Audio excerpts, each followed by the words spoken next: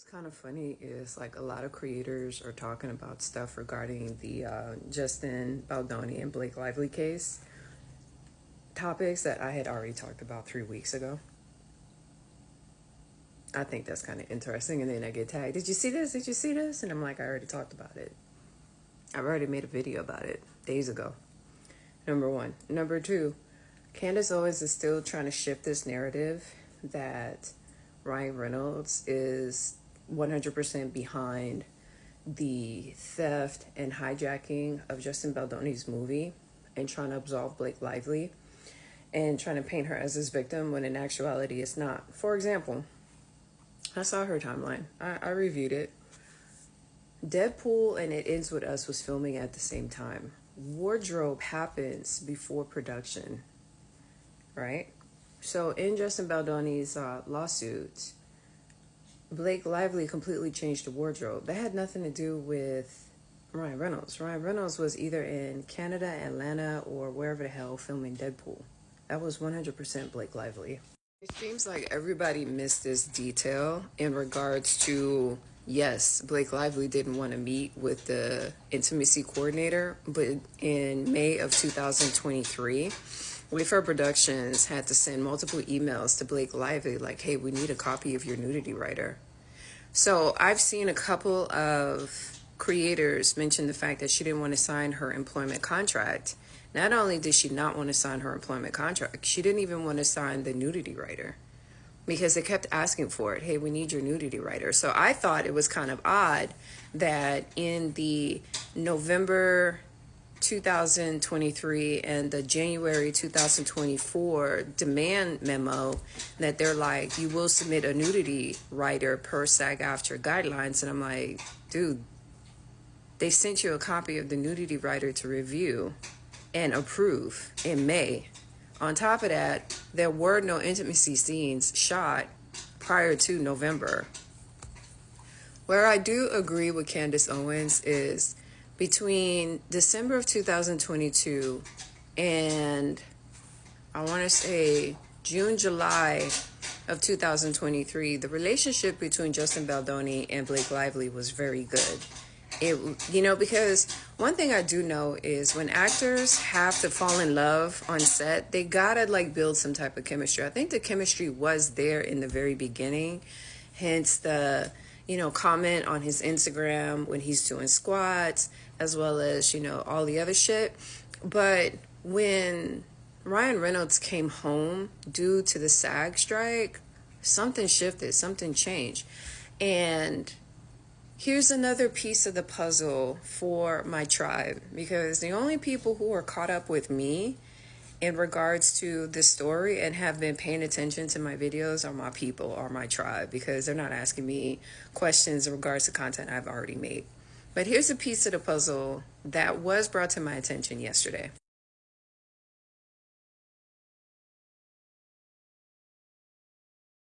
Ladies and gentlemen, that is a lovely Morena Baccarin.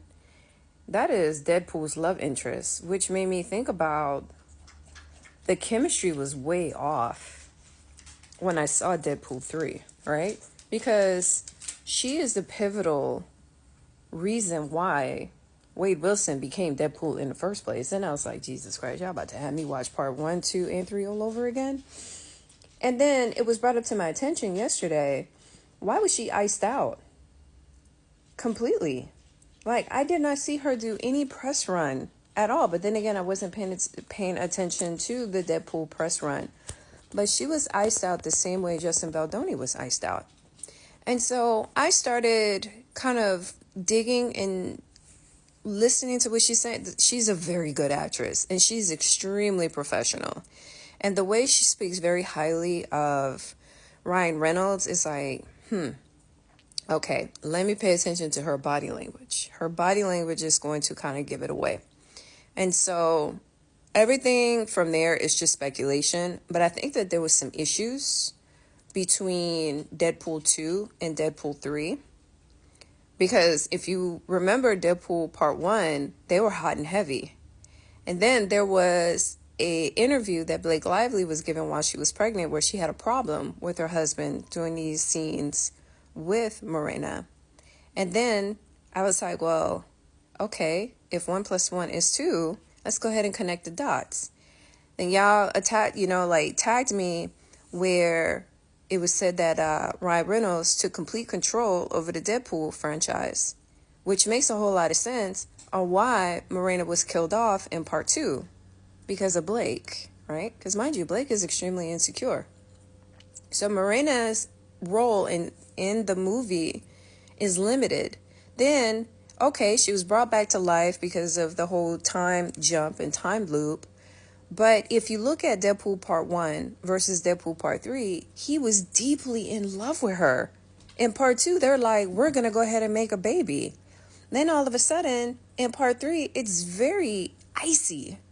Like, there's no chemistry. They're like friends. And I'm like, how you go from that's your soulmate, you're deeply in love, to she's dating other people? But you brought her back to life. That shit don't even make sense. So that right there leads me to believe that her role in the movie was deeply, deeply changed because of Blake. There was an interview that Morena had gave right before production of Deadpool 3 started, where they made the announcement that it was going to happen. And she made mention that she hasn't officially signed on because they were in the middle of contract negotiations. But the way she was looking and her body language was telling me that something was off. Something wasn't right, because she had been playing this role for like 10 years, right? Mind you, she's extremely professional.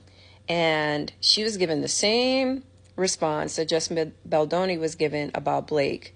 Nothing but high regards, nothing but positive things, nothing but just great and wonderful things about Ryan, right?